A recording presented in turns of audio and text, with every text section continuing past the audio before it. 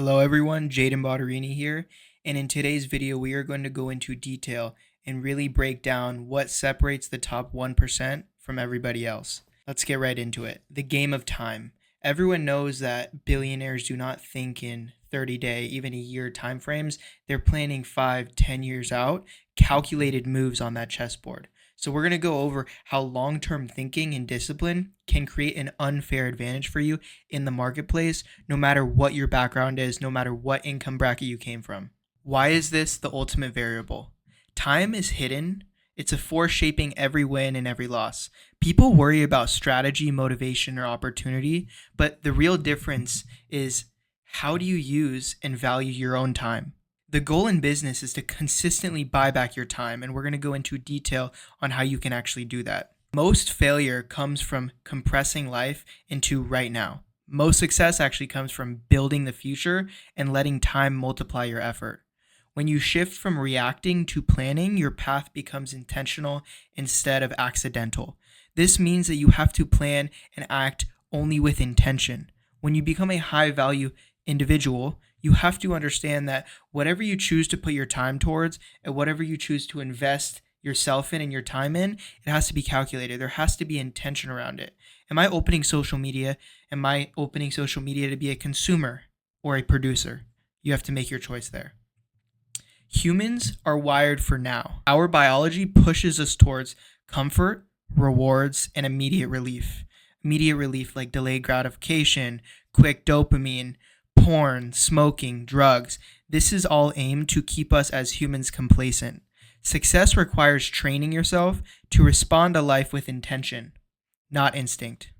Short-term versus long-term thinking.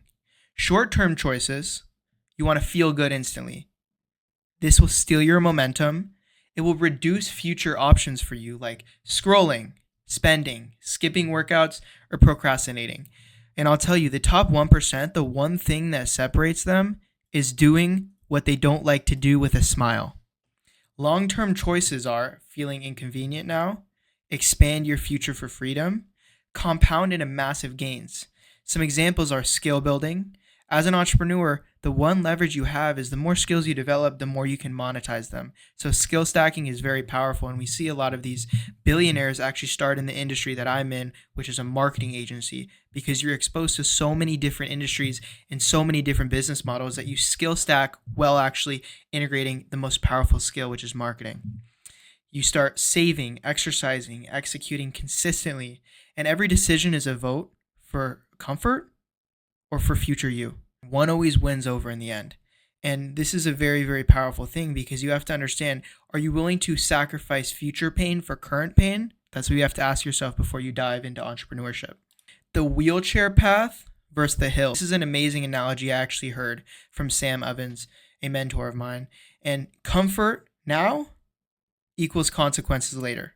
Effort now equals options later. So like I just said, are you guys willing to sacrifice current pain for future pain? I don't think so. I'd rather suffer now, build myself up, work as hard as I possibly can in my youth, so in the future, I have the option to do whatever I want. Success comes from deliberately choosing the harder path until it becomes your natural one. And this is apparent in every realm you choose to go to. Sports, business. I personally think and look at business as a sport, the hardest sport in the world, because you can do it forever. And the scoreboard is how many things you've accomplished. So who comes out of this life with the most life experiences? The happiest family. It's not all about money. Success can be translated to your family life, personal life, love life, etc. The marshmallow advantage. People who can delay satisfaction always outperform. The longer you can have delayed gratification, the more you can truly sit down and master the skill instead of rushing into just wanting to get paid. That will take you so much farther in the long run. Because like we went over on the last slide, skill stacking is the most important skill and attribute you can have as an entrepreneur. Moving on. They're able to wait, stay disciplined, and think ahead. You have to act with intention. Like we said, every move you have to have, every move you make has to be calculated. You have to be able to resist impulses. When that alarm goes off at 6 a.m., you know you're supposed to get up and do work or go to the gym. And you told yourself the night before that you were going to get up, do your work, go to the gym, but you don't. that takes a hit at your subconscious, and it lowers your esteem of actually when you tell yourself you're going to do something, you do it. Because when you make a word to yourself, you make a covenant with yourself. So if you break that, your will goes down. And your will is the only thing you truly have as a human, because no one else is watching. It's up to you. So if you can't get in the field, tell yourself you're going to do something, and actually do it, it's not going to be good. These traits produce better health, stronger finances, and more stable relationships. And higher achievements, delaying gratification is a predictor of long-term stability and long-term success. Second order consequences. This is a principle that I live by. Most people only notice the first outcome of a decision, and high performers evaluate the chain reaction. Some examples are impulse purchases, temporary excitement, creating a new habit equals time wasted, new routines, new form, discipline actually will erode. You get out of the routine.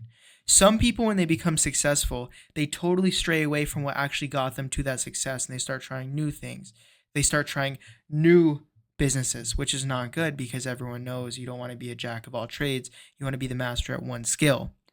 So now you have to identify and really think and understand that identity shifts mean performance drops. I see it so many times in the entrepreneurship world that when people get loads and loads of money very quickly, they become a different person. The money gets to them. They stop caring about their family, their health, and they just care about looking and living that lifestyle. But that is what is going to strip them away from everything that they earned in their life, which is not what we want. We want to preserve it and build long-term generational wealth. Small choices rarely stay small. Everything triggers something else, and the compounding effect is what defines your trajectory. Warren Buffett said that compound interest is the eighth wonder of the world, and I couldn't agree with that more, because if you try to get 1% better at whatever your skill you're doing, and I actually did that with marketing, I got 1% better at learning the skill. I read, I think, 57 books before I got my first client, because I was so adamant about just mastering the skill of marketing, becoming the best I possibly can, reading when everyone else was scrolling, because that's how everyone else gets their information. It's from social media, scrolling on TikTok. So it's not a good way to get your information. And this is what allowed me to learn the skill quicker and at a deeper level, and understand the roots and the psychology behind marketing. And that's what set me apart, was actually reading and delaying my gratification, and that compound interest from me reading an extra page a day, doing an extra piece of outreach that day, getting 1% better every single day is what allowed me to look like an overnight success and build this multiple six-figure agency at the age of 18. And that is what I attribute my success to, is that compound interest of your skill set and of your discipline. Why most people lose? People lose not because they're incapable, but because they avoid hard actions, react emotionally. Emotionally reacting to anything, first of all, it doesn't make you look smart. And second of all, you don't need to. Because if you think logically of, okay, if I'm emotionally reacting to this, how is this going to move the situation forward? How is this going to resolve the effort that I'm trying to resolve? It's not. So when you understand that, there's no reason to be emotional. There's only a reason to act with logic. Chasing comfort. There's a saying that I actually absolutely love, and it's strong men create good times. Good times create weak men, and weak men create bad times. And that is such a beautiful saying, because it's so true. You have to put yourself in uncomfortable situations. Take risks. Charge on an opportunity even if you don't know if it's going to pay off. Take bets on yourself, because I'm telling you, no one's coming to save you. The more bets you place on yourself, the more, who knows, you have one stick and you hit a unicorn and you become a multi-millionaire overnight. And ignoring long-term cost. So people don't understand the long-term cost of having bad friends. You're the sum of the 5 people you hang out with, and I couldn't resonate with that more. And the second I changed my friend group and changed who I surrounded myself with and let into my circle, my life changed, because I'm constantly the smallest person in the room. If I think I'm doing good in LA, I go to Miami, I go to Vegas, I go to Texas, and I go to those big cities where I have entrepreneur friends, and they're just crushing it. They're doing hundreds of thousands. Even I have a few friends that are doing $1 million profit a month. And I'm just like, wow. Imagine what they did, and they're all under 25. So imagine the pressure, and imagine the long-term stress they put on themselves. And they understood that they're willing to go through current pain, not to sacrifice and go through future pain. And people want results faster than reality. This is the biggest thing. So many people just scroll on Instagram, and I like to call it mentally masturbating. When you actually scroll on Instagram, you're on the rich TikTok, rich Instagram feed, and you're seeing all these cars, Ferraris, everyone flexing, all this. Everyone is familiar with what I'm saying. But this allows people to just be motivated for solely a few hours and want to get to work. And then that motivation will slowly fade. And people don't understand that relentless discipline plus undisputed, absolute craziness of dedication is going to get them there. Not just being motivated. Motivation is a feeling, discipline is an action. You have to choose discipline every single time. Delivers consistency. So consistency beats talent when time gets involved. My coach actually always said this to me, that consistency beats talent, because when talent doesn't work hard, the consistent person will have that compound interest effect of constantly working harder than the person with talent, and they'll pass me. They'll pass you. Developing self-discipline. So these are everything you need to develop for self-discipline. You guys can pause this video and read all these kind of individually. It's a little bit long, but I have this slide on here so you guys can pause this video, take a screenshot. But I'll go into the main points. The first thing you need to develop in self-discipline is impulse control. You need to create habits, and when you tell yourself to do something, you need to do it. You need to embrace discomfort and get comfortable being uncomfortable, because that's how you grow. Forcing yourself to be uncomfortable. And if you're ever in a situation where you're nervous about making it, or, oh, it's too expensive, I don't know if I want to invest in knowledge, I don't know if I want to move out of my hometown, just know you're doing something right.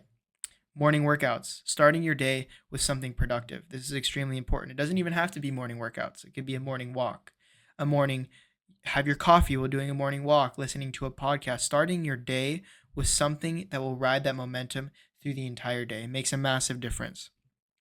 Clean nutrition. Now, this is such a huge thing, especially with working long hours when you're just starting entrepreneurship.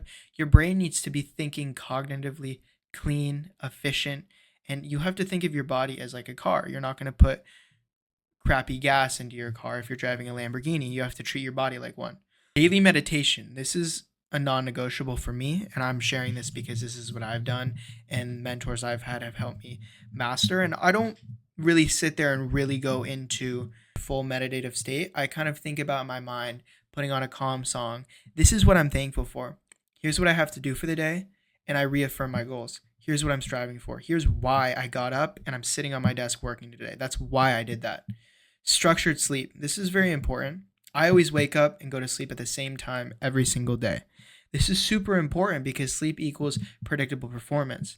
And if you're speaking with high-level business owners, whatever business you're in, or you have a team that relies on you, you are being selfish, not operating at your highest performance. Organized environment. So just clean your desk. Make sure your room looks good. You can tell a lot about a person about how his desk looks.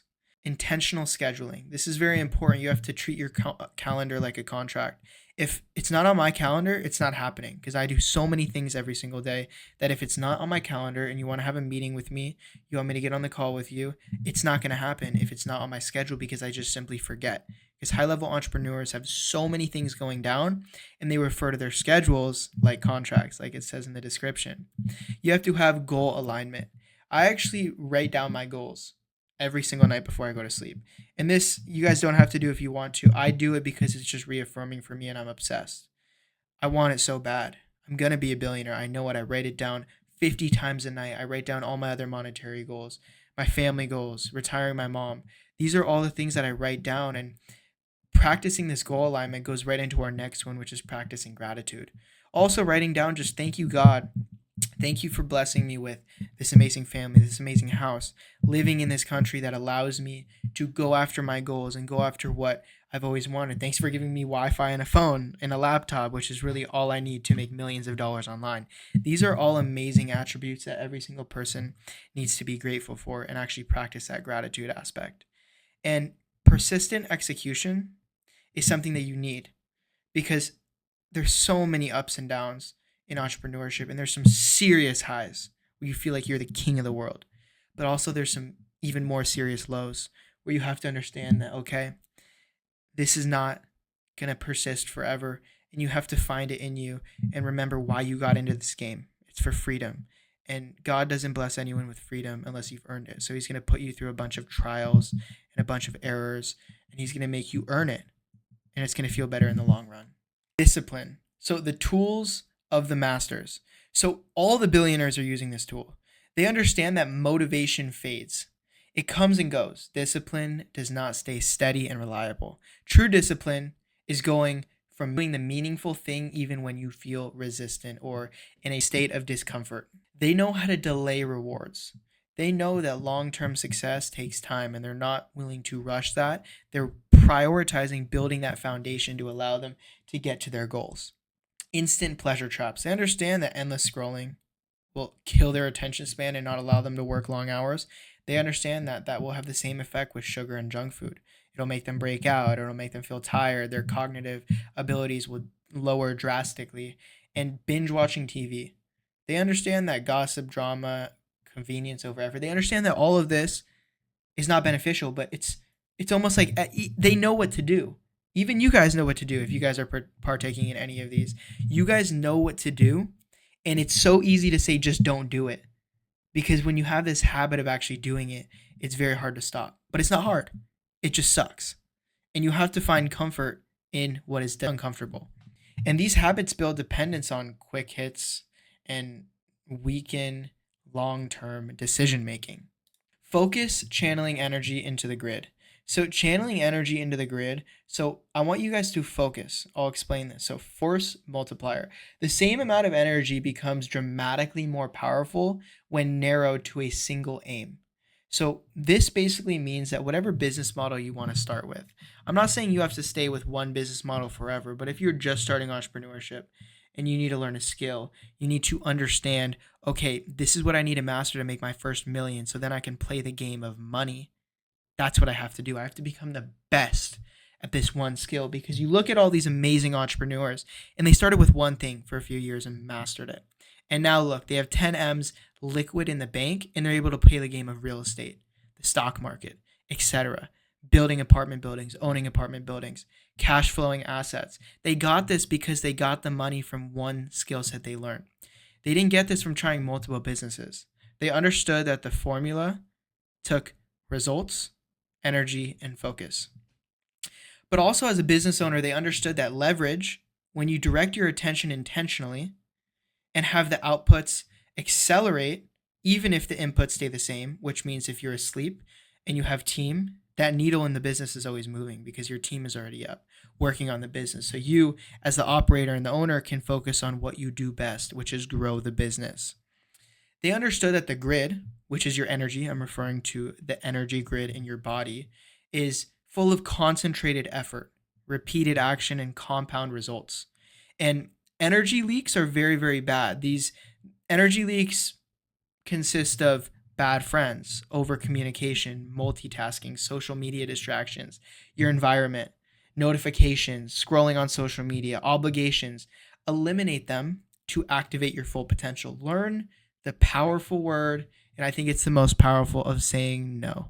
If you guys enjoyed me going into detail on what separates the 1%, feel free to share this to someone who can benefit from this video, and like and subscribe so this hits the algorithm so other people can see this as well and benefit from the knowledge in this video. I appreciate everyone for watching, and I'll see you guys on the next video.